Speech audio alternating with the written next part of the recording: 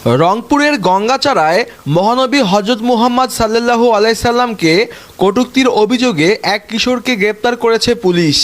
এ ঘটনায় উত্তেজিত লোকজন গত শনিবার রাতে ও রোববার বিকেলে ওই কিশোরের বাড়িসহ সনাতন সম্প্রদায়ের লোকজনের 14টি বসতঘরে হামলা ও ভাঙচুর চালিয়েছে। অপরাধ করছে, ও ফাঁসি দিছি, ওকে তো তার জন্য তো ওকে দিছি আমার পাঠে, তার জন্য তো আমার পাঠে দিছি যে আমার জন্য কোনো হয় না।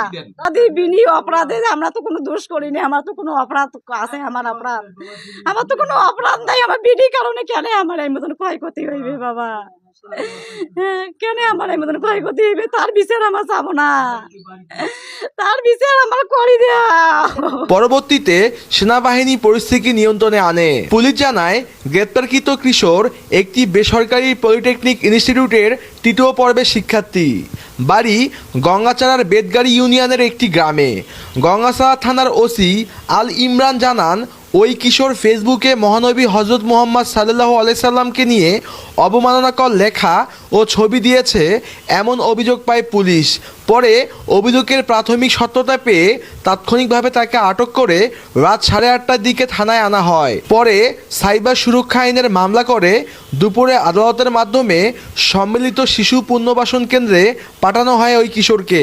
শাহরিয়ার মিম, ডিআরবি নিউজ ডেস্ক, রংপুর।